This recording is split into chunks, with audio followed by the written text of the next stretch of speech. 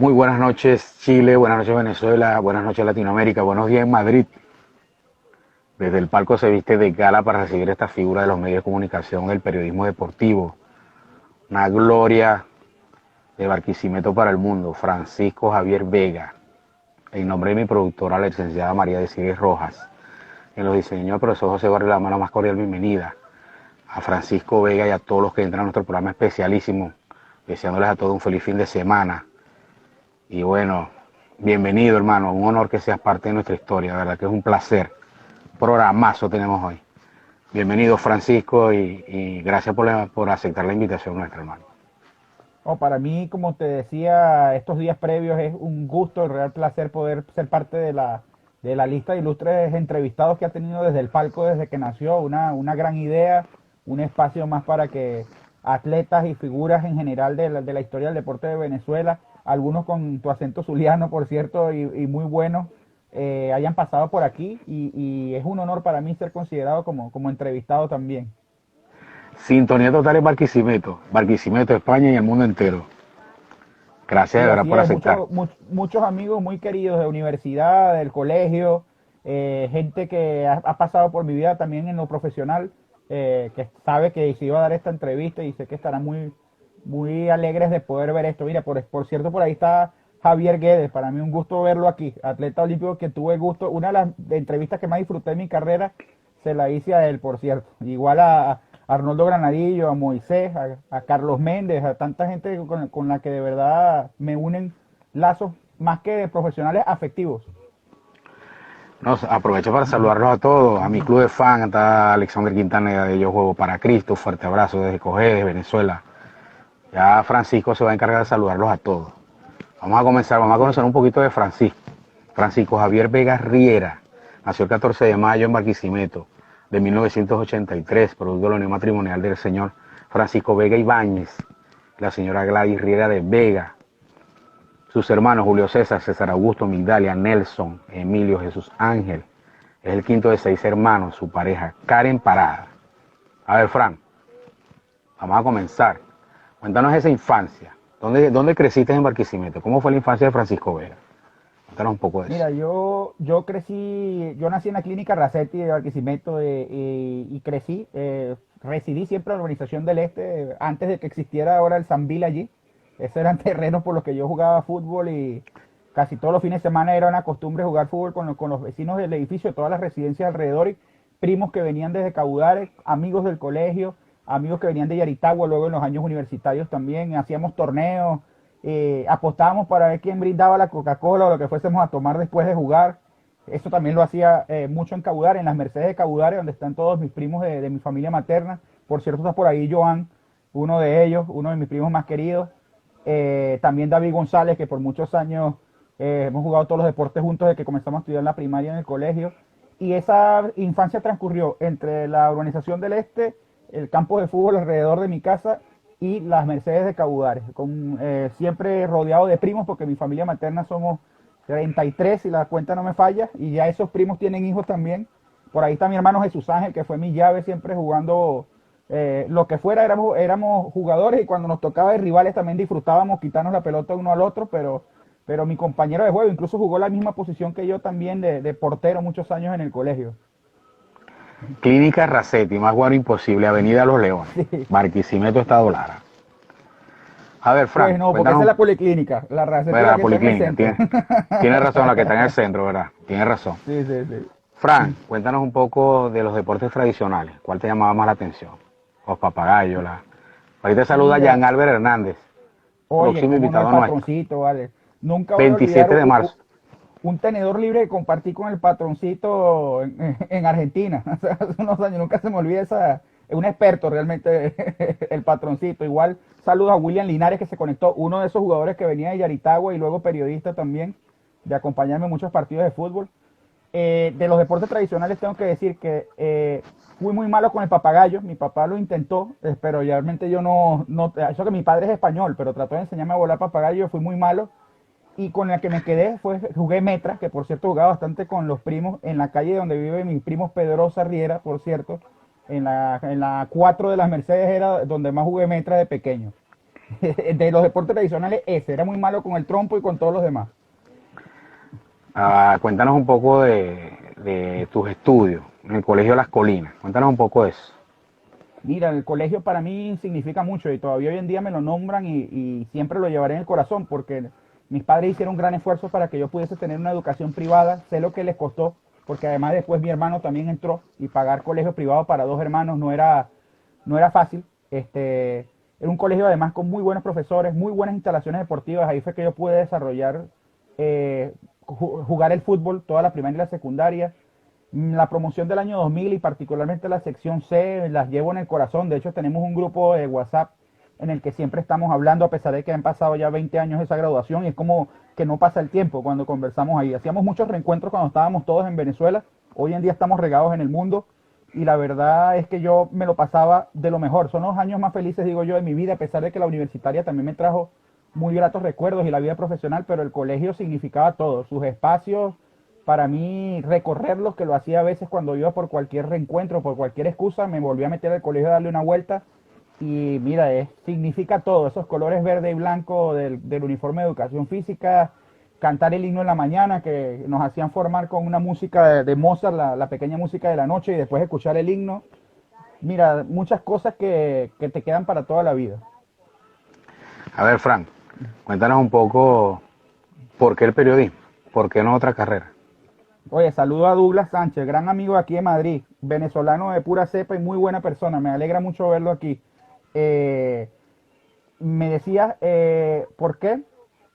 ¿Por qué el periodismo? ¿Por qué no otra El carrera? periodismo fue, mira, te voy a decir, una de las principales razones fue, creo, el no poder haber jugado fútbol como profesional. Yo fui a una fiesta del Caracas Fútbol Club cuando fue campeón por quinta vez, debido a que mi padre trabajó 38 años con Laboratorios Vargas, incluso fue directivo del Caracas Fútbol Club, fue parte de su consejo de honor, fue vocal. Yo tenía la oportunidad de ver muchos partidos del Caracas Fútbol Club en Caracas siendo un niño. De hecho, es el único deporte en el que no le voy a un equipo de Lara. Ahí sí le voy al Caracas Fútbol Club en el fútbol.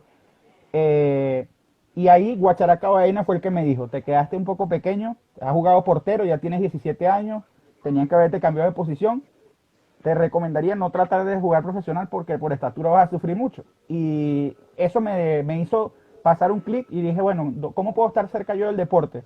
Será a través del periodismo. A mí siempre me gustó escribir, me gustaban todas las materias que tuviesen que ver con la escritura, con la lectura.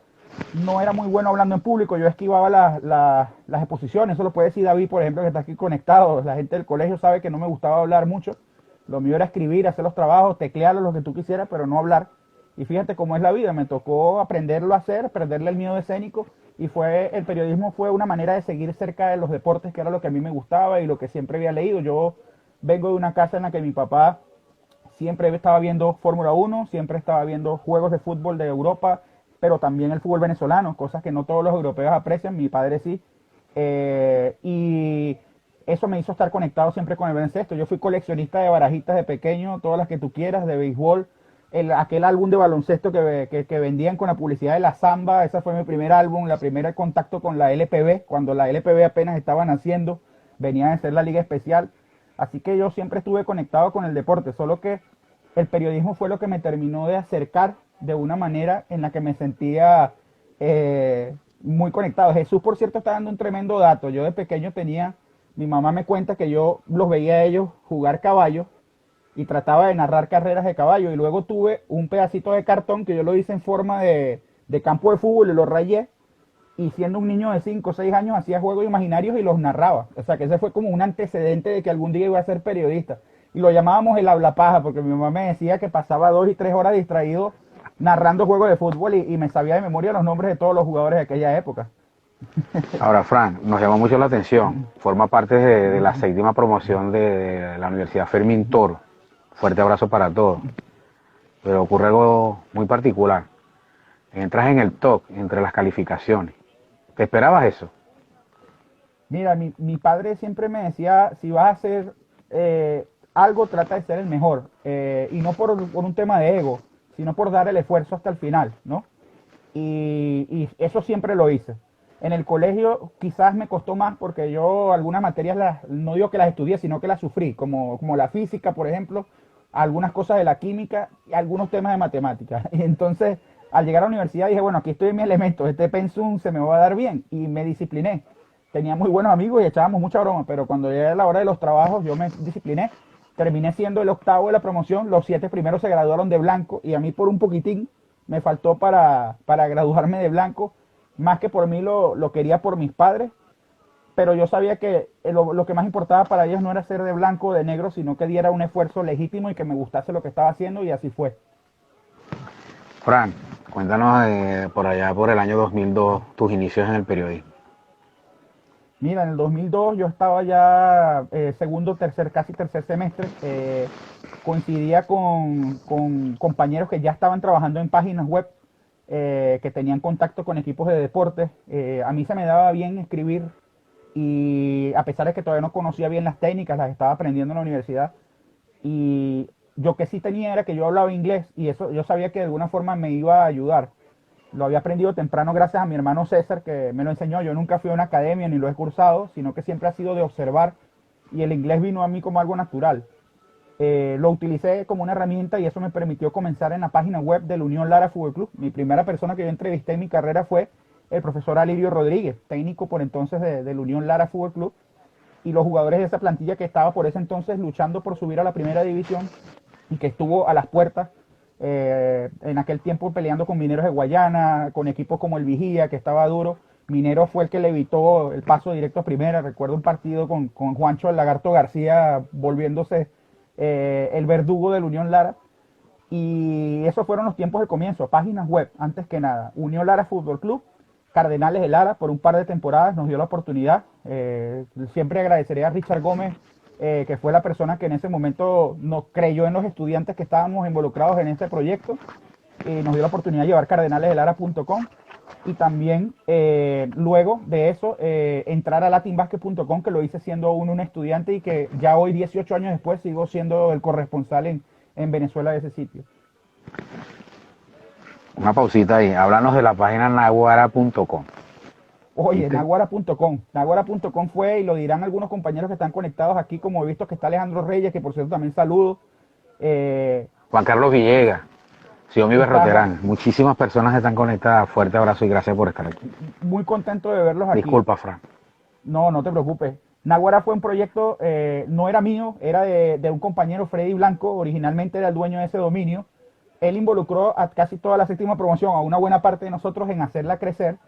A mí me dieron la responsabilidad de ser como una especie de gerente de la comunicación en general, de crear un equipo de trabajo, de hacer como una jefatura de redacción.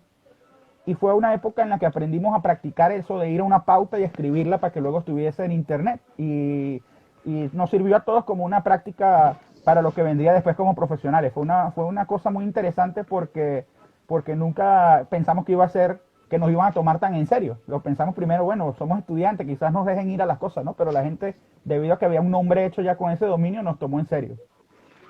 ¿Cómo llegas a la corresponsabilidad de Latin Basket? Cuéntanos un poco de eso. Mira, eso fue fruto de la curiosidad. Estaba hambriento por escribir. Ya lo hacía en español, pero nunca lo había hecho en inglés. Y me di cuenta que existía esa página en la que las notas se hacían en inglés. Les escribí directamente a quien la dirigía un correo muy sentido en el que decía: yo era estudiante, quiero aprender. Yo no sé si ustedes exigen que los periodistas estén graduados o no, pero bueno, les demostré que yo podía escribir. Ya yo seguía el baloncesto a nivel de un aficionado y alguien que lo jugó alguna vez, pero muy malo. Yo no era muy buen jugador de básquet, lo mío. Tenía mucha puntería para meter triple, pero me pedías driblar o hacer bien una ayuda en una defensa, era muy malo. Pero escribiendo sí que se me dio y la verdad es que Latin Basket me dio la oportunidad en el 2003, recuerdo, terminando el mes de febrero, por ese correo que les envié, y a partir de allí aprendí dentro de su sistema a utilizar cómo actualizarle los perfiles a jugadores, a entrenadores, cómo mantener al día la sección de noticias, las tablas de posiciones, todo lo que tenía que ver con estadística, que era más básicamente lo que pedían. Fue una gran oportunidad porque luego me sirvió para entrar al diario El Impulso y a que me dieran la responsabilidad de escribir el baloncesto en El Impulso. Quizás sin Latin Basket eso nunca habría ocurrido. La próxima pregunta tiene que ver con eso. ¿Qué sucedió el 21 de marzo de 2005? ¿Recuerdas ese día? Oye, es sin duda una fecha y nunca se me va a olvidar, Wilfredo, porque estaba asustado, no lo voy a decir que no, pero había estado unos días antes por ahí también asustado en una reunión con el señor Fran de Pablo. jefe de deportes del diario El Impulso, Fran de Pablo Useche. Había llegado allí de la mano de una recomendación de mi amigo y hermano Luis Javier Bazán, que aún hoy somos ahora al otro lado del mundo de nuevo compañeros de trabajo aquí en España. Luis Bazán era la primera promoción de la Fermín, un gran periodista ya para esa época, a pesar de lo joven que era, fue quien me dio la oportunidad de conversar con el señor Fran de Pablo, y yo siendo estudiante recibí la oportunidad de unirme desde ese día, desde el 21 de marzo de 2005, a la redacción de Deportes del Impulso, que para mí es la mejor escuela que he tenido en el periodismo. Esa es, todos somos uno, que es la frase que nos identifica a todos los que pasamos por esa sección, aún hoy está vigente. Mantenemos un grupo de WhatsApp en el que el tiempo tampoco pasa por nosotros, estamos todos los que pasamos por esa sección. Me tocó sustituir a un grande como Joel Casanova, que para mí pesaba, bueno, toneladas. Tenía que sentarme en esa misma silla donde él 5 o 7 días antes él se había despedido después de 10 años en la empresa, de ser el duro del fútbol y el ciclismo. Y a mí me dieron la oportunidad con el baloncesto porque venía de la Team Basket.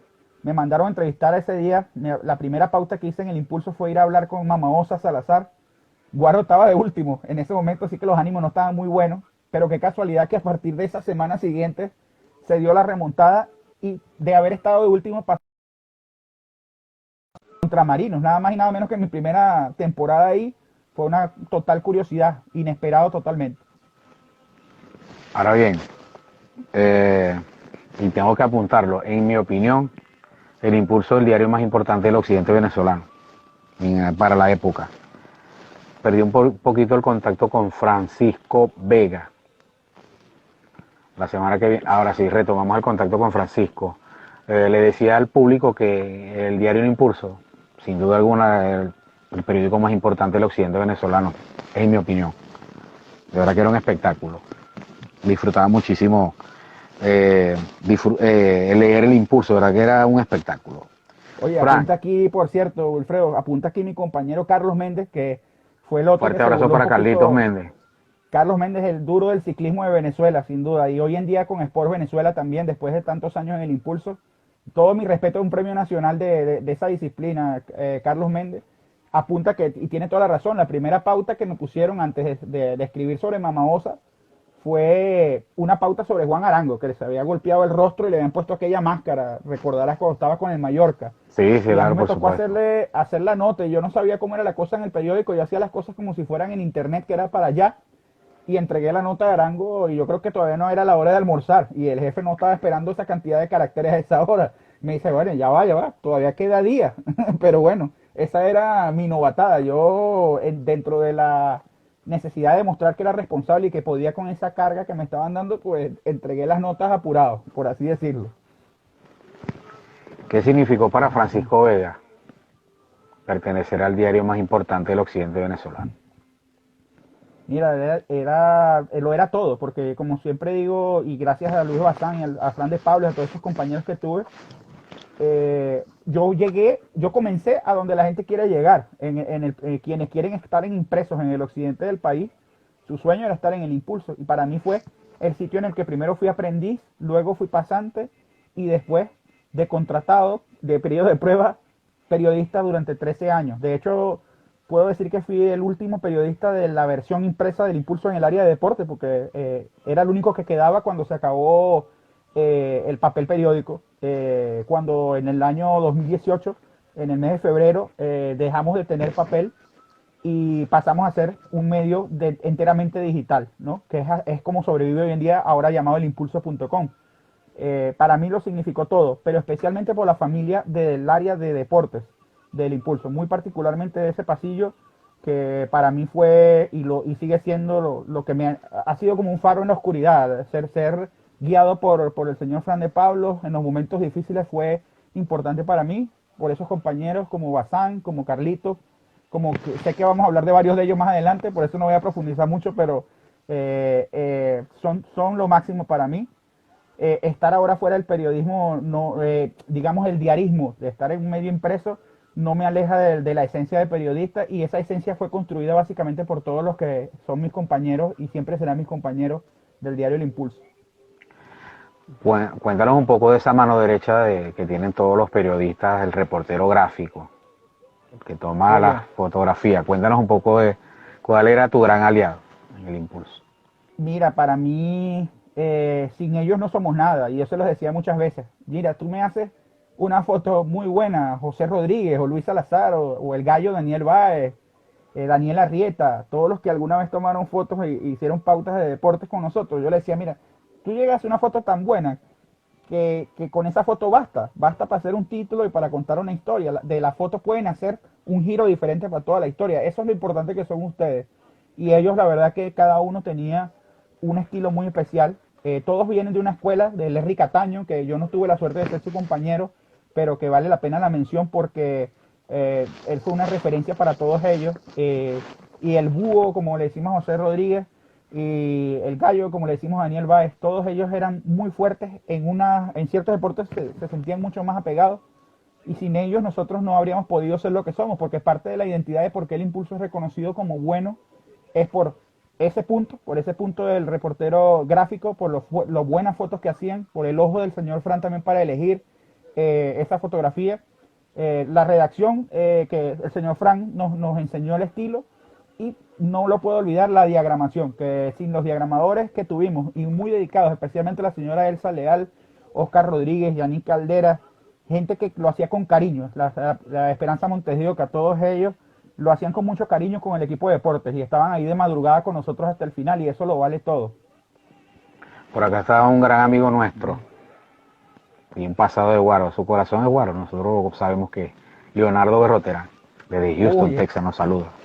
Leonardo Berroterán, para mí es muy emocionante escuchar su nombre porque de aquellos que cuando yo comencé a escribir, uno de los que me hacía sentir más bienvenido en esas prácticas, yo no sé si alguna vez se lo pude decir, fue Leonardo Berroterán, porque yo estaba ahí todo nervioso siendo un muchachito y siempre andaba con un chiste fresco en plena práctica. Una vez estaba sudado, por cierto, una mañana porque no habían prendido el aire acondicionado del domo y tú sabes cómo es el domo en las mañanas si no le ponen el aire, ¿no? Es bastante complicado, sobre todo en un día soleado. Y un día Leonardo Berroterán venía corriendo y terminó una de las series y yo estoy sentado ahí viéndolo porque yo no tenía que sudar tanto como él. Estaba sudado también, pero no tanto como él. Y me dice, Samu, ¿no habrá un chance allá en el Impulso para mí, para tomar fotos? Que yo sé que ya hay aire acondicionado, me dice. Eso nunca se me olvida. De Fuerte Berroterán. abrazo para Leo, la computadora del basquetbol. Así es. Ahora tenemos dos cositas ya para finalizar el tema del Impulso. Tu mejor momento y tu momento no tan bueno. Oye, yo diría, mejor momento, todos aquellos en los que como equipo ganamos algo. A veces, paradójicamente, uno no es profeta en su tierra, por así decirlo, y eso pasaba un poco en las redacciones de todos los periódicos, no nada más el Impulso. Pasa que los de deporte siempre somos vistos de repente como una isla, como una cosa aparte, ¿no? Y no somos muy comprendidos. Manejamos una noticia alegre y eso a veces, bueno, a quien vive otras tensiones en otras fuentes le puede inquietar. Entonces nosotros cuando ganábamos cosas que ganábamos como equipo, era una enorme satisfacción y lo hicimos un par de veces en los premios regionales de periodismo y fue un gusto poder levantar trofeos o recibir reconocimientos acompañados por esos nombres, ¿sabes? Por Juan de Pablo, por Carlos Méndez, ¿sabes? Por Luis Bazán. Era una emoción muy importante ser partícipe de esas cosas que se nos ocurrían. Fuera una revista especial para unos Juegos Olímpicos o una guía de baloncesto como me tocó una vez, las revistas que hacíamos todos los años para el béisbol profesional, esas cosas eran un gran aprendizaje y una gran satisfacción. Recuerdo también en una ocasión me tocó la responsabilidad de sustituir por un mes a Carlos Méndez, que estaba de vacaciones en el fútbol, y vivir la emoción de haber cubierto el partido de fútbol entre Venezuela y España en Puerto La Cruz, cuando España venía de ser campeona del mundo, con Iniesta, con Xavi, con todos ellos jugando en Puerto La Cruz. Casilla, con todo. Y para mí fue muy emocionante por obvias razones, por ser español venezolano y mi padre siendo español y poder yo llamarle desde Puerto La Cruz y decirle, mira papá, aquí estoy cubriendo un juego de fútbol Venezuela-España después de que tantos juegos de fútbol hemos visto tú y yo desde que yo era niño y ya yo me podría retirar feliz, dije, porque estoy haciendo algo que sé que a ti te hace feliz, que es ver a las dos selecciones de los países que tanto amamos enfrentándose en una cancha. Y más que cualquier premio, más que cualquier cosa, las cosas que yo podía compartir con mi familia eran las que más me llenaban. Y un momento quizás no tan duro para mí, las veces que se nos acabó el papel, las veces que vi a compañeros de más de 30 años de carrera tener que pensar en despedirse de ese lugar donde habían crecido y tenido hasta su familia y todo, porque yo fui en el Impulso también durante casi 10 años, cosa que muchos quizás no saben en el deporte, fui delegado sindical, yo también representaba los derechos de los trabajadores en el Impulso. Entonces me tocó muchas veces pelear por sus reivindicaciones, siempre pelear, digo, en el buen espíritu, ¿no? Conversar con los dueños y tratar de llegar a buenos acuerdos y ver la tristeza de muchos de ellos cuando se acaba el papel periódico, cuando dicen que ya no podemos circular más. Eso no fue nada grato para mí. Fue un poco ponerme en la piel de cada uno de ellos a la hora de tener que también decir adiós a la empresa, de acompañarlos en ese duro momento, así como la desintegración de alguna forma que sufrió el departamento de deportes ya sobre el final, de tener que desmembrarse porque ya no podíamos ser lo que habíamos sido. Por eso yo, en una nota de despedida que hice en Instagram, recuerdo, y que salió también en Facebook, decía, eh, me voy de un impulso diferente al que conocí, porque ya no podía ser lo que había sido, en muchos sentidos, además de la falta del papel, y por eso lo digo con mucho sentimiento. Para mí ese fue el duro adiós, el tener que el 26 de abril de 2018 decir adiós a una etapa. Y vamos a preguntarte sobre eso. 26 de abril de 2018, cuando tomas la decisión de la retirada. Cuéntanos el día antes, la noche antes. ¿Cómo fue? Empiezan las emociones, es muy, muy complicado. Cuéntanos un poco la previa de la retirada. Para mí, bueno, fueron Decir, días en los decir, que ojo, disculpa que te interrumpa, decir, o sea, me voy del impulso por distintas razones, pero tener que retirarte así tan bruscamente es como, no sé, muchos sentimientos encontrados, que fueron muchas alegrías, muchas anécdotas, bueno, no sé. ¿Cómo fue sí, la previa, sin Frank? duda, Wilfredo, sin duda, fueron horas complicadas en lo emocional. Cuando tú llevas tantos años en un sitio y además te sentías a gusto con la gente que estabas, te sientes que ya eres eso también. O sea, que no eres Francisco Vega, sino Francisco Vega el impulso. Pero como bien decían algunos compañeros, ese apellido se puede cambiar, se puede pasar que después sea Francisco Vega Meridiano, como fue por unos pocos meses antes de venirme, gracias a Robert Goncalves, o Francisco Vega por Venezuela, ¿sabes? Y lo que sí es que salir por última vez de ese edificio fue duro, porque recordaba el primer día que había llegado como si fuera ayer, ¿no? Pero me iba de una redacción que ya estaba desmembrada, que en la que ya prácticamente solo quedaba yo en los de deportes, con la satisfacción de haber acompañado a cada trabajador que lo necesitó en su despedida, por el tema sindical, de que sus reivindicaciones fueran justas, de que no era culpa del impulso lo que estaba pasando tampoco, era un tema del país, y de dejar esa relación lo más sana y lo más cristalina posible en ese adiós, con las personas que allí estaban. Y lo difícil para mí era pensar, bueno, ahora qué viene, ¿no? Después de tanto tiempo en un mismo periódico y considerando cómo están los periódicos en el país cerrando, ¿qué va a pasar, no? Y esos siguientes meses fueron para mí un reencuentro con mi familia y con mi vida personal. Y que lo pueda decir Jesús, que está conectado, que yo nunca podía salir con él a ninguna parte porque yo siempre estaba ocupado de guardia. Y en esos 3 siguientes meses antes de decidir venirme a España, fue la primera vez en mucho tiempo que compartí con Jesús una cerveza, una salida a su trabajo, que él trabajaba de noche produciendo shows de comedia y haciendo karaoke y haciendo muchas cosas en compañía de su grupo de amigos, y yo no había podido ser parte de eso, no había podido tomarme un café con mi mamá en las tardes, llevarla a comerse el dulce que le gustaba, no había podido ir con mi papá de viaje por las carreteras del país, acompañarlo a sus cosas, lo que quisiera hacer, y eso lo recuperé después de ese día. Fue un día muy duro, pero que también significó un aprendizaje. Háblanos un poco de Promar TV.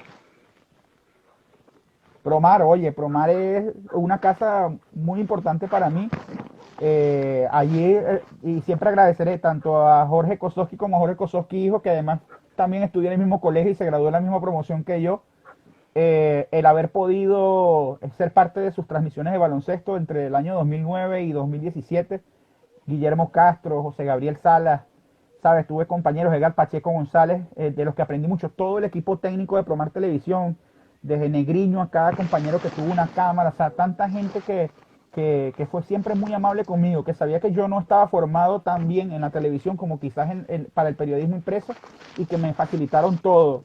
De verdad, con ellos muy agradecido, porque eso me permitió conectar con muchos aficionados a nivel regional que ya no me conocían por el impulso, sino que me conocían era por ser de Promar Televisión. Y eso es un privilegio, porque es la televisora tecnológicamente mejor dotada del país y con un personal que además siempre ha estado por la labor de darle la oportunidad a los estudiantes de aprender. Y por eso han pasado generaciones y generaciones de muchachos por sus noticieros, tanto el Meridiano como el Estelar. Y para mí es un gusto poder formar parte de las personas que por allí han pasado. Cuéntanos un poco cómo llegas al circuito radial de Guaros de Lara. Mira, en un principio yo recuerdo que me pasaba mucho que como yo hablaba inglés, a veces estaba Carlos Escalona cuando todavía transmitía para Promar Televisión. Una vez recuerdo que me detuvo al aire y estaba Cordell Henry y él sabía que yo hablaba con Cordell Henry en las prácticas y me hizo entrevistarlo en vivo. Esa fue la primera vez que yo salí en Promar, pero era porque estaba caminando por ahí, no porque estaba previsto que iba a entrevistar a nadie, ¿no? Y eso me llevó a que en la radio de Guaros, que por aquel entonces, y como suele pasar con los circuitos radiales, cambia mucho de productor entre temporada y temporada, se surgiera la oportunidad de entrar en la etapa de Carlos García como dueño primero que nada, y fue muy bonito sobre todo, y tú y yo lo compartimos. Fue una época de viajes muy emotivos, de un Guaros que quizás ya no era el Guaros finalista de 2005-2006, sino que estaba pasando por un poquito más apuros, había hecho algunos cambios, estaba Heiser Guillén comenzando su carrera, y dependía más de la importación, y sin embargo tuvo entonces una temporada mágica, la de 2009, con Tony Ruiz allí, un gran amigo. Tony Ruiz saca el Guaros de los Obreros, y ese Guaros lo cambió todo, y fue justo el momento de mi entrada ya a los circuitos radiales año a año, el año del Guaros de los Obreros, y de ahí en adelante, mira, he pasado con muy buenos compañeros, diferentes grupos, digamos, en la producción, pero de todos un aprendizaje importante, anécdotas y viajes, muchísimos viajes que fueron muy satisfactorios y que además me permitieron enriquecer también la crónica que hacía para el Impulso. Guaro de Lara de nuestros corazones. De verdad que sí, recuerdo ese Guaro de los Obreros, aún permanece el récord vigente de la liga. Tuvimos 13 Así victorias es, consecutivas y se mantiene. El Guaro de sí, Carlos sí, García, Tony Ruiz y el grupo de obreros encabezados por Carlos y nosotros honrados de pertenecer a ese equipo, el Guaro de los récords. A así ver, es. Fran, vamos a seguir. Háblanos un poco de Sport Venezuela. ¿Cómo llegaste a Sport Venezuela? Mira, Sport Venezuela fue justo al salir del Impulso una ocasión para ser coordinador de sección. Ya lo había sido en el Impulso como suplente de compañeros, pero nunca formalmente el jefe de una sección. Y en Sport Venezuela ocurrió con la oportunidad de enriquecer la sección de baloncesto. Me dio el gusto de, por ejemplo, a mi compañero William Mugdi de dosquintetos.com hoy en día, darle el chance de estar ahí, de unirse al equipo, porque mi idea era que hubiese un buen periodista de cada ciudad donde se jugaba el FB, y compartí allí con William Mugdi, con Robert Goncalves, que también, con gente muy valiosa. La oportunidad se la agradeceré también siempre a Alejandro Villegas, a Néstor Romero, que fueron los que decidieron que yo podía formar parte de su equipo. Y hoy en día, por ejemplo, sí, Carlos Méndez allí, que también por esa época se estaba buscando una persona que fuera muy buena en ciclismo, y bueno, qué mejor que alguien que es premio nacional de la disciplina como Carlos, y muy agradecido porque fue interesante coordinar a distancia, remotamente y todo totalmente digital, el trabajo desde casa. Yo no lo sabía, pero estaba practicando lo que ahora es mi día a día aquí en España con este tema de la pandemia, que es el teletrabajo, y en esa época con Sport Venezuela fue satisfactorio poder darle al baloncesto un espacio digital que estaba necesitando. Cuéntanos un poco la experiencia de compartir transmisiones con Fermín Pérez Jr. Mira, ese fue un regalo justo antes de venirme. Yo había podido estar como invitado con DirecTV en el año 2014 con mi amigo Carlos Feo y con Freddy Xavier. Con Carlos Feo también compartí en el circuito de Guaros, pero nunca había trabajado con Fermín Pérez. Disfrutaba mucho sus transmisiones. De hecho, tengo un amigo, Benito Rivero, el jugador de fútbol de la selección de Venezuela y también periodista, que, que lo imita muy bien, y cuando jugábamos baloncesto en las noches narraba las jugadas mientras las protagonizaba, porque además de que es atleta y corre más que todos nosotros, le da chance hasta de narrar la jugada. Parece chiquitín Etegui, pues que hacía todo lo que se podía hacer en el deporte. Bueno, él lo hacía también, Benito Rivero. Y cuando me dicen, Germán Cartaya, oye, tú estarías dispuesto para hacer algunas transmisiones este año, justo acababa de salir del Impulso, estaba disponible, y le agradezco mucho a Germán Cartaya, que fue la persona que gestó que yo pudiera estar sentado. No se pudo repetir en más de un par de juegos por temas logísticos y porque ya se dio mi decisión de venir a España y me sentía que era obligatorio pasar más tiempo con la familia y no hacer viajes. Y cuando Meridiano me propuso que tenía que viajar, tuve que muy respetuosamente declinar, a pesar de que yo quería. Pero mira, fue muy emocionante el partido con Fermín, los partidos en Barquisimeto. muy emocionante estar a su lado, de verdad contagiarse de esa energía y sobre todo recibir de su parte cosas que no pensaba. También palabras de estímulo y de apoyo y de reconocimiento a mi carrera que siempre valoraré. Fran, una pregunta que te llevo a través de la cuenta del programa. Diferencia de hacer periodismo en radio, en televisión y en páginas web. Que las describas, por favor. A ver, bueno, antes que nada, además de la obvia que es la, la de la plataforma, los principios por los que se rige la obtención de la información son los mismos, solo que uno debe entender los tiempos y la manera de comunicar en cada uno de ellos, mientras que en el impreso tú tienes la ocasión de decir las cosas, digamos, con más profundidad, con más detalle. Luego es más complicado a nivel de radio y de televisión, el tema de ser conciso y a la vez preciso. Eh, a veces pasa que el tiempo te limita en decir muchos datos que tienes, entonces tienes que ser selectivo con la manera de comunicar las cosas, manejar el tiempo verbal correcto para las acciones, ser técnicamente informado cuando estás en transmisiones en vivo. Y el tema de la página web hoy en día es que ya no es solo saber escribir para que salga una nota, sino que tienes que volverte un metaperiodista, tienes que saber de redes sociales, de marca personal, de herramientas para las transmisiones en vivo que ofrecen cada una de estas plataformas y sobre todo entender que de este feedback que permite Internet nacen nuevas historias y que todo el mundo te puede enseñar algo. Las personas que están viendo este live puede que sepan más cosas que nosotros de temas que queremos abordar. Internet nos permite ahora la inmediatez en el intercambio de información y ya no solo estamos nosotros allá como pasaba en un periódico antes, que lo que digamos nosotros es santa palabra y sales al día siguiente. Ya ahorita no se pueden guardar noticias, todo pasa al momento y tienes que estar preparado para producir. Quería aprovechar además para saludar aquí a algunas personas que en este último minuto he visto que ha escrito Luis Javier Bazán de unas pautas telefónicas que nos hacíamos los compañeros de pasillo. Sí, teníamos unas costumbres de gastarnos bromas a través de los teléfonos internos y llamar cambiando la voz, haciendo escribir a la gente 15 minutos cualquier cosa que se nos ocurriera y después decirles que no era ninguna pauta, ¿no? Que era un vacilón. Muchas veces lo hizo Luis Bazán, era especialista en eso. O llamando para decir, mira que llamaba en la noche cuando estaba de guardia nada más el de deportes y el de suceso y decía, mira, que aquí hay un montón de muertos por la 42 cerca del terminal y claro, ¿cómo no los va a ver si al lado está un cementerio, ¿no?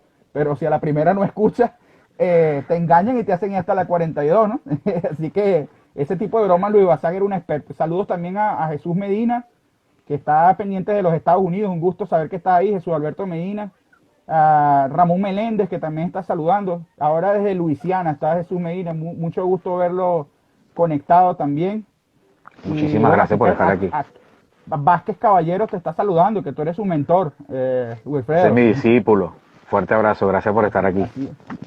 Un gusto saber. A ver, aprovecha para saludar. Que lo está siguiendo. También a Lisa Canelón y a Joel Casanova, dos personas muy significativas para mí por lo compartido en el impulso. A Joel por sustituirlo en una silla que pesaba 1 tonelada y a Lisa, perdón, porque fue de esas personas que en esos primeros años me hizo sentir en casa de una vez. Igual que Roger Ortiz, que está pidiendo que hable sobre Cardenales de Lara. Ya hablaremos sobre Cardenales de Lara. Ya hablaremos.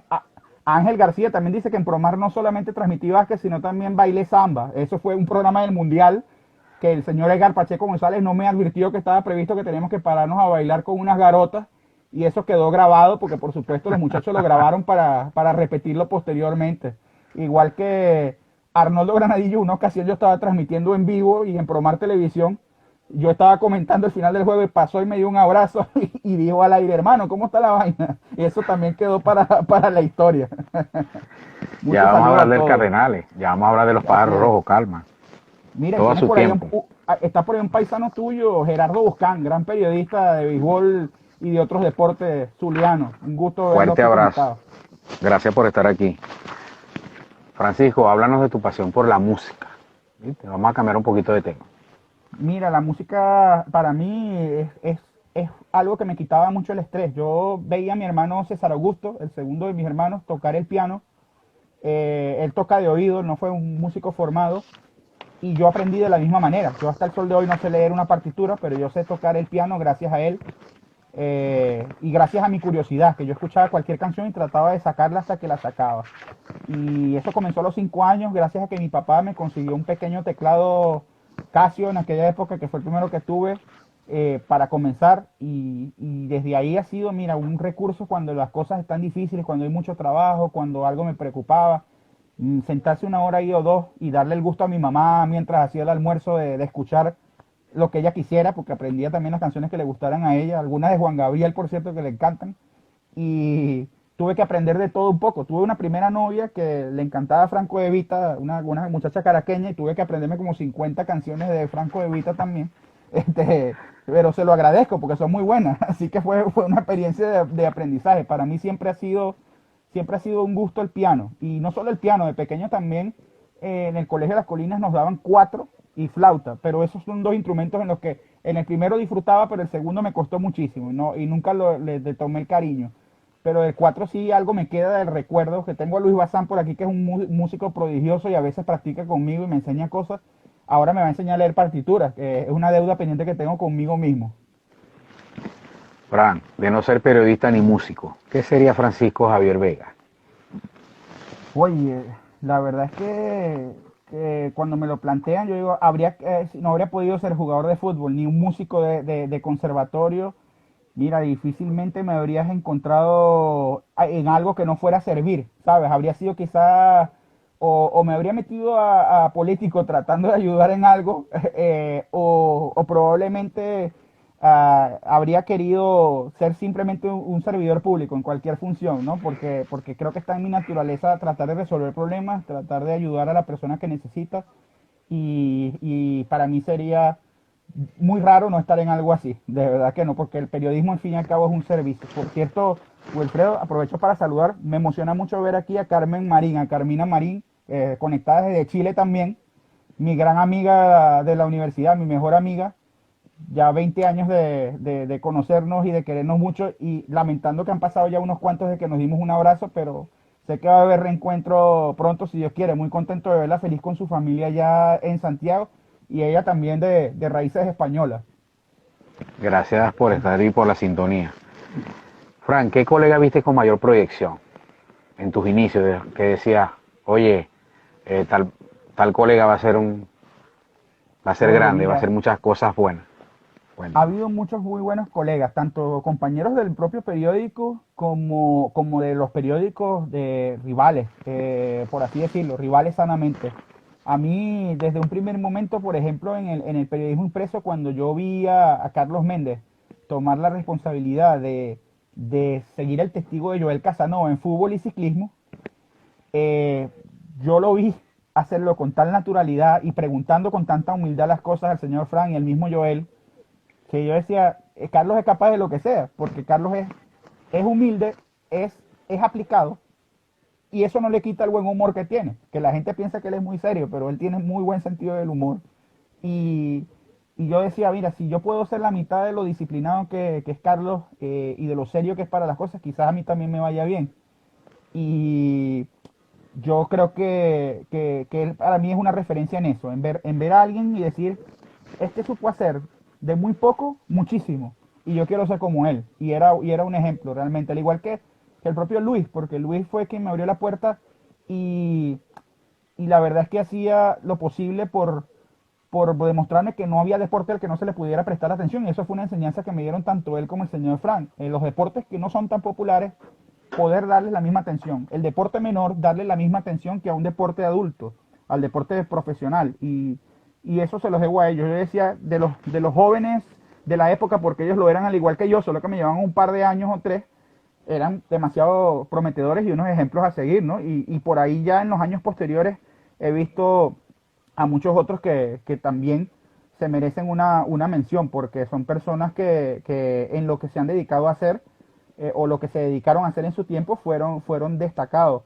Te diría que en la radio, por ejemplo, el mismo José Gabriel Salas, en la radio y en la televisión, para mí era, y luego también en el periodismo, vamos a llamarlo de corporativo, ¿no? El hacer jefatura de prensa.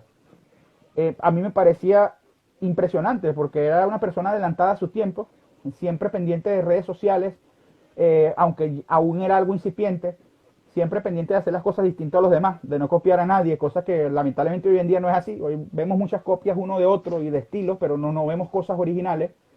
Y José Gabriel Salas para mí un fenómeno, igual que Giancarlo Arias con el manejo de la estadística. Son personas que yo veo y digo, Dos wow, o talentosos sea, espectaculares, la verdad que sin duda alguna. impresionante, impresionante. Y luego ver a Roger Ortiz, Alejandro Reyes en una fuente tan competitiva como la del béisbol, hacerse un hueco con mucho silencio y con mucha seriedad. Y mira dónde va hoy en día Roger Ortiz. Roger Ortiz ya va camino a ser, no sé, de la mano de un grande como César Isturiz, no sé, un Peter Gaimon o algo por el estilo, porque está haciendo un poco de todo. Ya no se conforma con ser periodista, ya es realmente parte de esa familia de la Liga Isturiz, de la Academia de Isturiz, de todo lo que significan los showcases que permiten a peloteros ir lejos de Venezuela, a mostrar lo que saben, a tener una oportunidad en el béisbol organizado.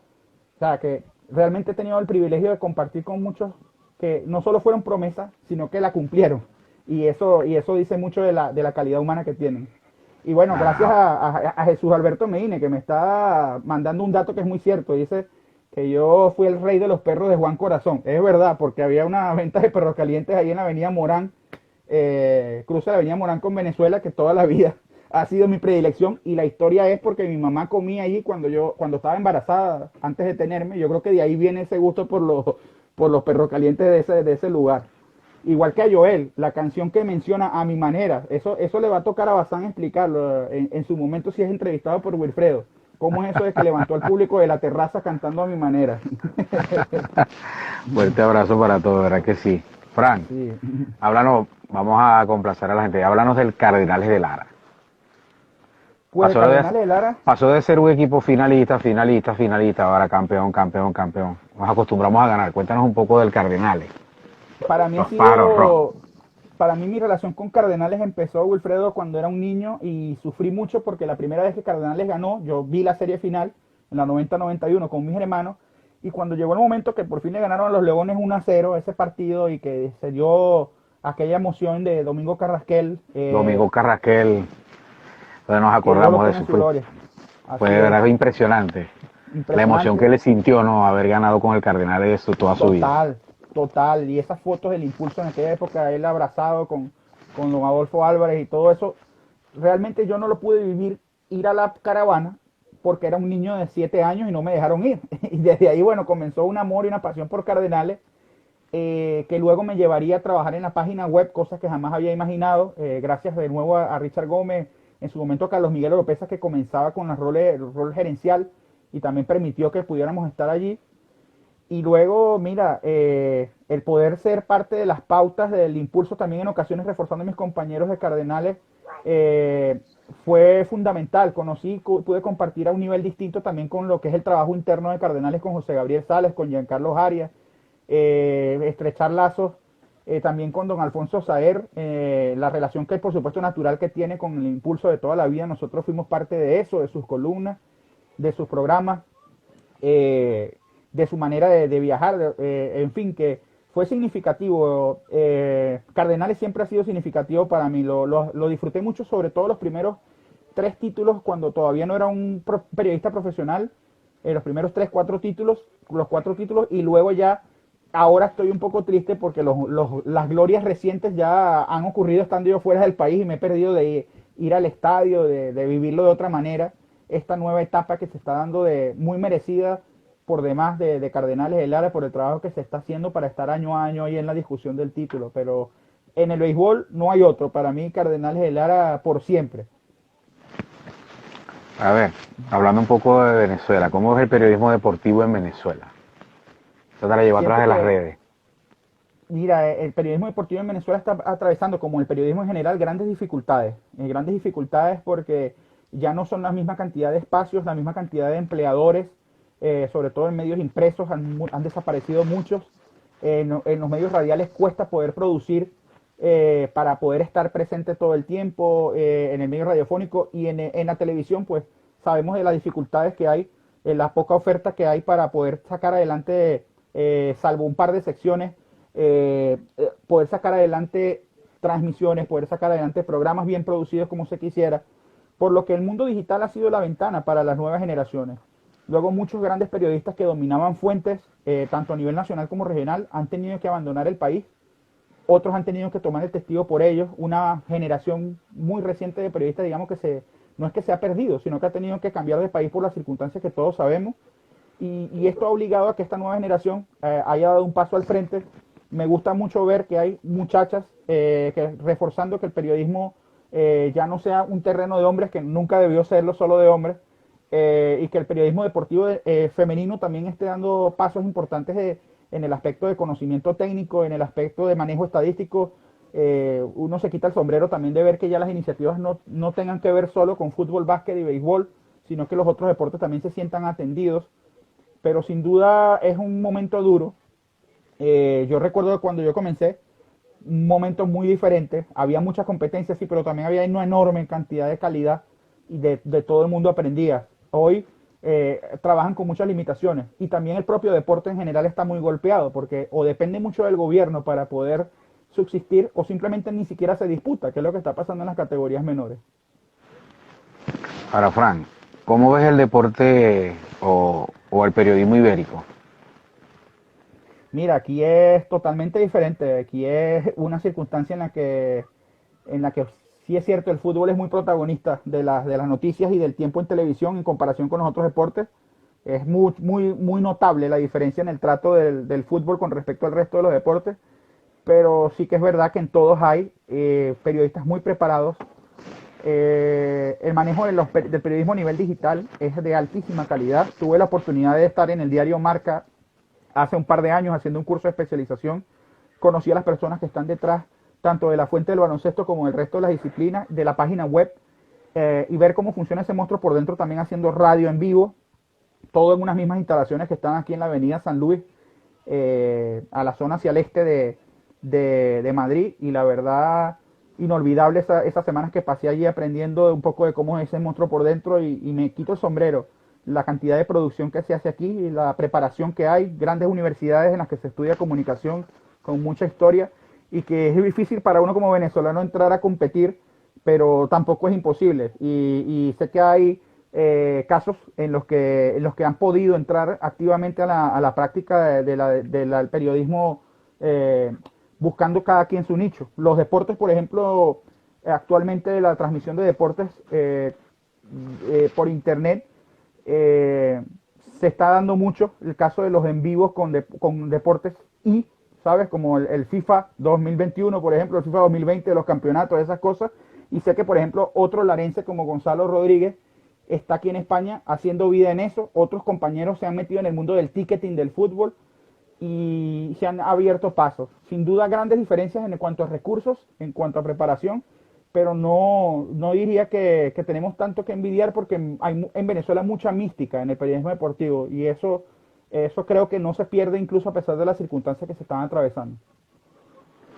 Fran, antes de hablar un poco del deporte que nos apasiona, que es el baloncesto, ¿cuál sería tu salón de la fama del deporte? Nómbranos 5 venezolanos que deberían estar en el salón de la fama. Sí. ¿En el baloncesto o en todos los deportes? Porque es complicado. En general. Sí, eso te lo enviaron a través de las cuentas del programa. Que nombrarás 5 que estuviesen en el salón de la fama. Para ti, para Francisco Vega. Saludos a Irving Bracho, gran amigo, qué gusto verlo aquí. Yo sé que a Pupi también lo quiere mucho, así que es un gusto verlo conectado. Gracias. Mira, te diría que no puede faltar obviamente quienes ya lo son. Estamos hablando de Luis Aparicio, estamos hablando de Amleto Monachelli, que significa muchísimo para mí como persona y como atleta. Estamos hablando también, yo diría, por ejemplo, de Gustavo Ávila, por lo que hizo con Cañonero en el hipismo, a pesar de que no es un deporte que yo sea experto, yo creo que no se puede saltar una hazaña como esa en el mundo del hipismo, el Derby de Kentucky. Y luego decirte que hay medallistas dorados que se merecen estar allí y la lucha no es fácil porque hoy en día tenemos, por ejemplo, a Yolimar Rojas que también pinta para marcar una época en su especialidad. Están Rubén Limardo y mira, yo creo que alguien que también es menospreciado, así como le ha pasado un poco a Neto Monachelli, alguien que ha marcado una historia en su disciplina, Antonio Díaz, también merece muchísimo reconocimiento. Son personas que merecen muchísima más atención quizás de la que ya se les ha podido dar en este tiempo. Y fíjate que dejo por fuera, a pesar de lo importante que son atletas del baloncesto, como Cal Herrera por haber abierto la puerta a la NBA, eh, y es difícil, es muy difícil de clasificar a 5. Y para mí, Cal Herrera tendría que estar también, por ejemplo, pero dejo afuera algún medallista olímpico. No es sencillo hacer un hall de la fama porque, para fortuna nuestra, el deporte venezolano ha tenido grandísimos atletas, y no solo en uno o dos deportes, sino en varios. Vamos a hablar un poco de baloncesto, Francisco Vega. Háblanos un poco de las diferencias. Yo también llevo a través de la cuenta del programa, del baloncesto europeo con otras ligas. ¿Cuál es la diferencia que ve Francisco Vega?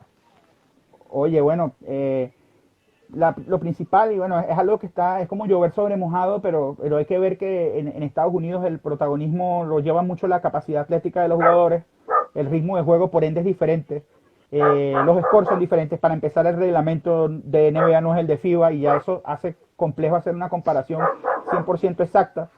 Pero a mí lo que me parece que es más un rasgo distintivo es la manera de entender el juego desde la defensa del jugador europeo, en comparación con el jugador de escuela americana. No solo hablo de Estados Unidos, sino de los latinoamericanos en general. Por cierto, muchos saludos a mi gran amigo Tony Ruiz, que veo que se está conectando también. Qué gusto de Fuerte verlo por abrazo, aquí. mi coach favorito. Un honor. Hablamos hace un rato, ya lo mencionamos, cuando hablamos del Guaro de los Obreros, pero seguramente estaremos volviendo a hablar de eso, que marcó época. Y fue El guaro por... de los obreros de Tony Ruiz y de Eso es Carlos uno que no le... García y todos los... Es así, eso no le tuvo miedo a la primera vez que vino a Venezuela. Vino dispuesto a agarrar un equipo que estaba en crisis, y mira lo que lo llevó a hacer. De verdad que me quito el sombrero con lo que hizo Tony Ruiz en su Un momento. honor. Igual que a mi Saludos a su bella hermano, familia. Un abrazo. así es, saludos a su bella familia. Un hombre con un corazón dividido, porque ya no solo Puerto Rico es su amor, sino Venezuela también. Pero bueno, te decía que el baloncesto europeo tiene eso, y a mí lo admiro mucho, como desde la defensa, y desde un uso muy inteligente del reloj de posesión, entendido de una manera diferente quizás, se construye un juego que a mi juicio quizás a veces pueda ser más estético que el de la NBA, no por eso exactamente más atractivo, porque creo que los dos tienen grandes cosas que admirar, solamente son estilos diferentes, pero los dos son sin duda un gusto, y por eso verás a muchos entrenadores y jugadores latinos también mirar juegos de Euroliga por internet cuando tienen oportunidad, y viceversa, porque yo creo que no hay uno sin el otro. Los dos estilos pueden conjugarse, y cuando ha ocurrido, ya hemos visto lo que ha pasado. Las distancias además se han recortado con respecto a lo que el dominio absoluto del baloncesto NBA sobre el resto del mundo en los campeonatos FIBA de selecciones que veíamos hace 20 o 30 años ya no es el mismo. Oye, saludos a María Daniela Pisitelli, que la veo conectada desde Minnesota, la esposa de mi amigo Alejandro Reyes, y mi compañera muchos años en el Impulso también de la página web. Qué gusto verla conectada, igual que a mi hermano Julio, mi hermano mayor Julio Peraza, que está descansando de navegar estos meses en casa. Gracias a todos por la sintonía, de verdad. Un honor que estén aquí con nosotros. Frank, empezó la polémica. A ver, Infaltable. ¿Los héroes de Portland o los héroes de México? wow, esa la he visto que le han preguntado a varios y lo han puesto en un aprieto, a varios compañeros y colegas y amigos del deporte. Y es muy difícil, ¿sabes? Porque para mí los Juegos de Portland, a que también tuve el gusto de siendo un niño ver ese partido en vivo, eh, lo marcaron un antes y un después, porque fueron una demostración de que prepararse con seriedad, bajo el mando de buenos técnicos, como en su momento en el Mundial del 90 lo había hecho ya Jesús Cordobés, pero luego con Julio Toro, que es una persona que lo puede decir cualquier entrenador y jugador en Puerto Rico, lo puede decir cualquier jugador entrenador en Venezuela, es un guerrero, un sabio de la vida, no nada más del básquet. eh, Poder hacerlo, poder desde un entrenamiento serio, desde gente que logró tener la oportunidad de ir a Estados Unidos en una época en que era bastante complicado ir a estudiar allá, reunir ese talento, encauzar las formas de ser y de jugar de jugadores con distintas maneras, y llevarlos a un objetivo como lo que pasó en Valencia en el 91, y que fue preludio de estar luego en Portland haciendo lo que se hizo. Yo creo que hace muy difícil que a los héroes de Portland se les pueda considerar que estén por debajo de los que luego, en esta etapa de 2015, hayan podido hacer. Es muy injusto, creo, con ambas generaciones. Es muy injusto porque aquella tuvo que enfrentar una época en la que todavía la globalización no era un hecho 100%, y sin embargo marcaron una historia, mientras que Estos otros también vivieron una época muy complicada económicamente para el país, para la preparación, en una época en la que no había grandes ventajas sobre el resto, en la que Venezuela tenía que esconder algunas deficiencias que podía tener en el aspecto de ofensivo, y desde la defensa y desde el corazón y desde entender que desde la defensa se podía hacer algo, y de nuevo con otro seductor del juego como el Che García, que venía de esa escuela de Julio Toro, la historia estuvo condenada a repetirse, y estos talentos también lo lograron.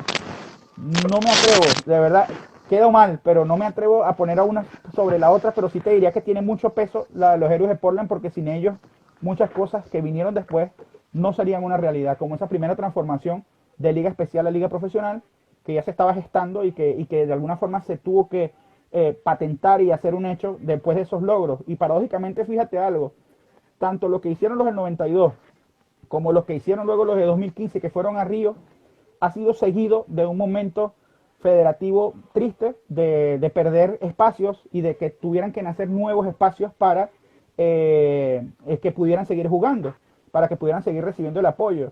Y yo aprovecho esta ventana que me das además para decir que quisiera, y sé que Daniela Wallen, Gualesca Pérez y tantas jugadoras como Ivaney Márquez, que tantos años de esfuerzo le han dado al país, pueden estarlo escuchando. Quisiera que esa misma atención, ese mismo cariño se lo den, porque lo merecen también a las jugadoras de la selección femenina y de todas las categorías menores femeninas, que también han hecho muchos sacrificios por sacar al país del ostracismo.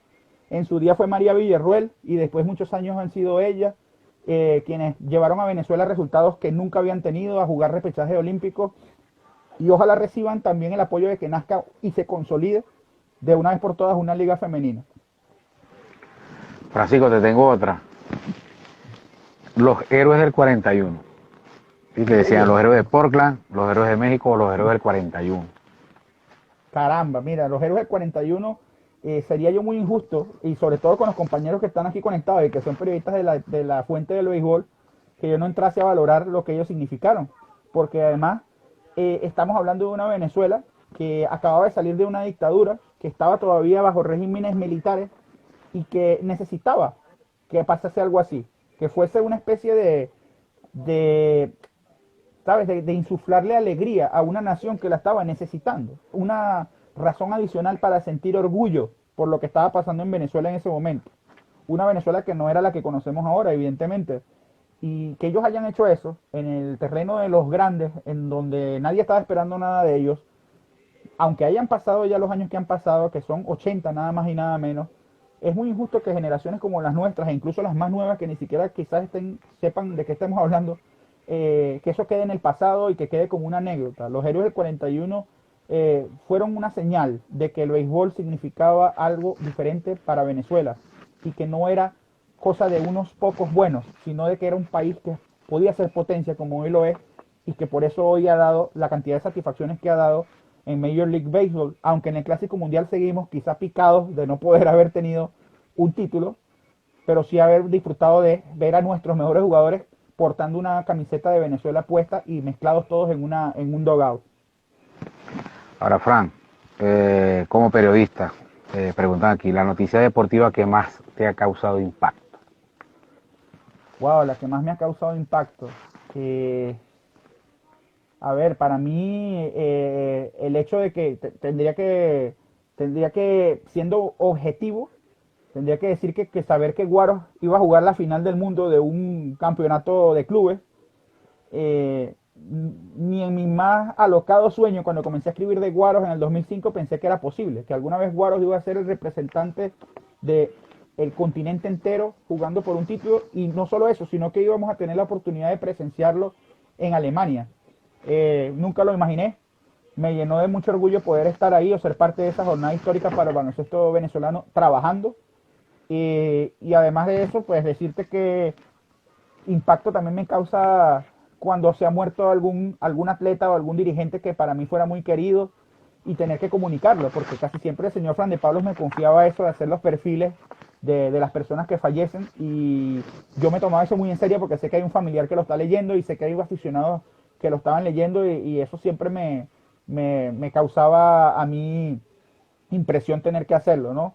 Luego yo recuerdo que en el año 2008, en ocasión de una cobertura de la final de fútbol de Caracas y Deportivo Táchira, yo tuve que cubrir el fallecimiento de unos aficionados por el derribo de una de las rejas del estadio de Pueblo Nuevo y tener que hacer sucesos al mismo tiempo que deportes, cuando en esas ocasiones te toca estar ahí haciendo algo diferente a lo de todos los días y una noticia muy diferente te la tienes que tomar con la seriedad del caso. Y para mí eso me causó impacto, tener que también comunicar a veces no nada más un resultado de un juego, sino el fallecimiento de una persona.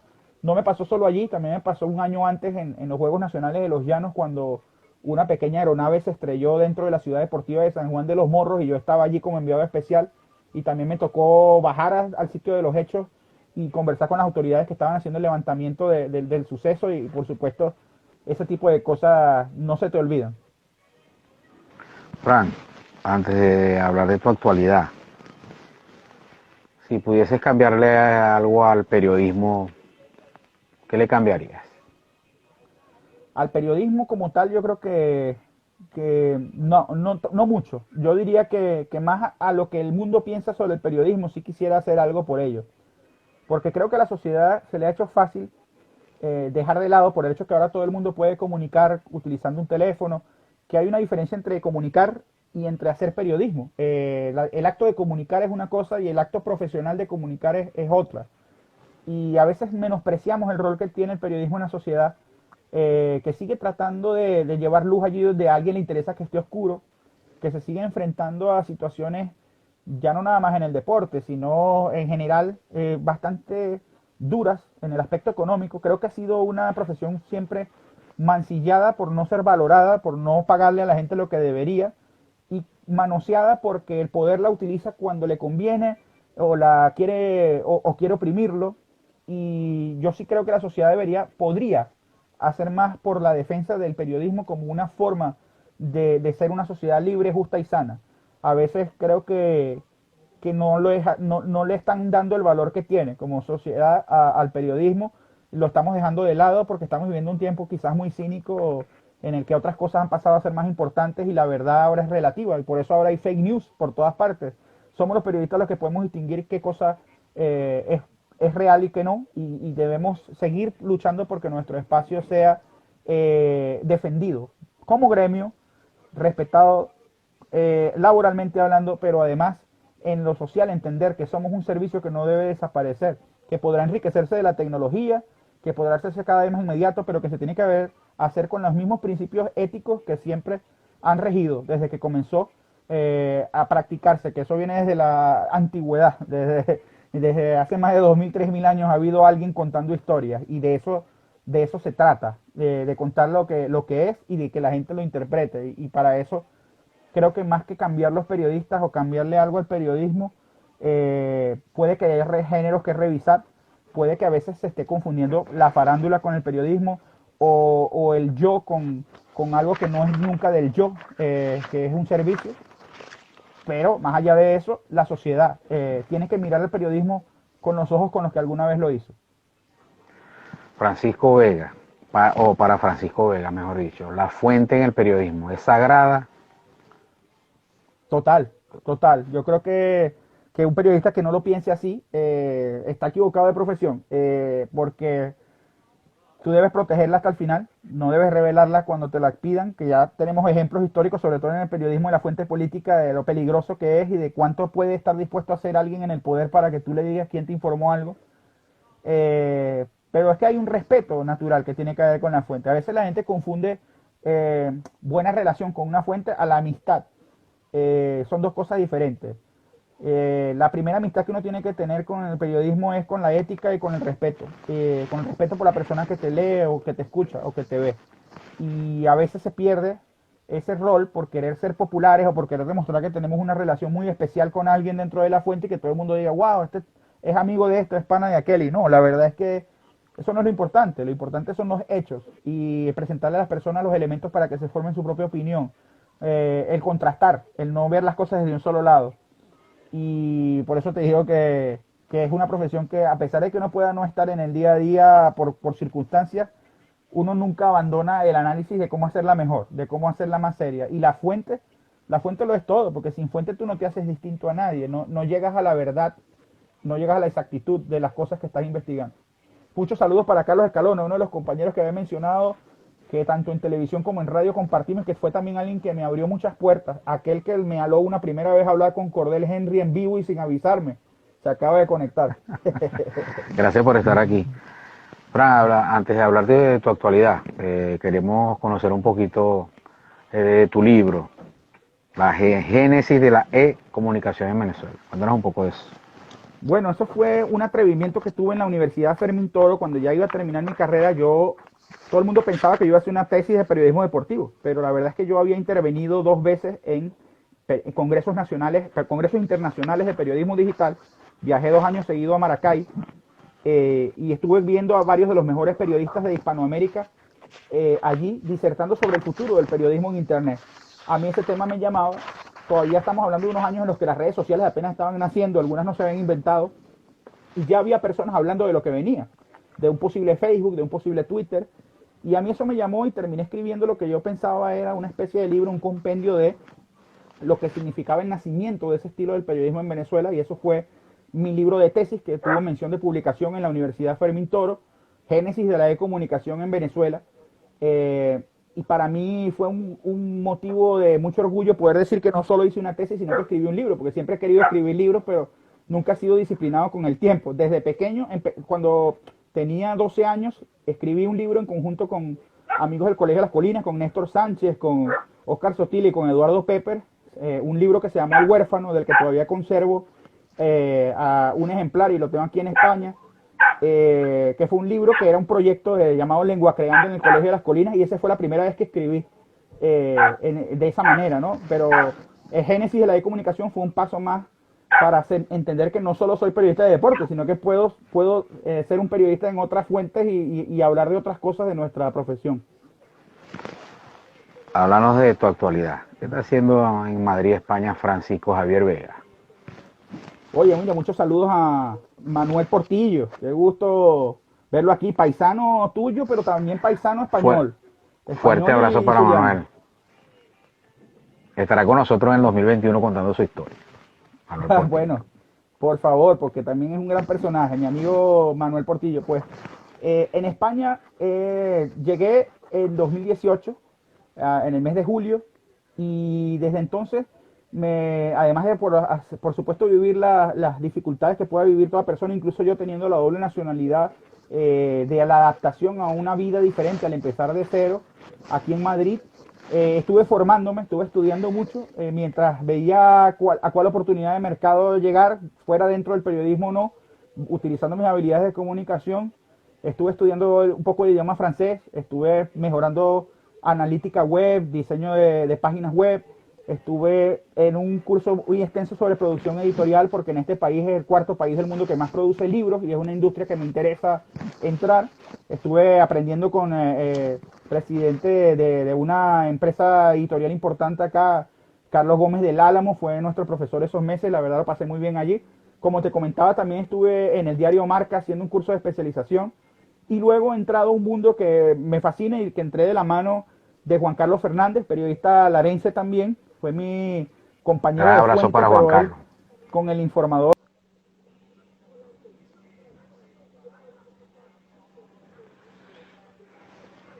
Perdí momentáneamente la conexión con Francisco Javier Vega.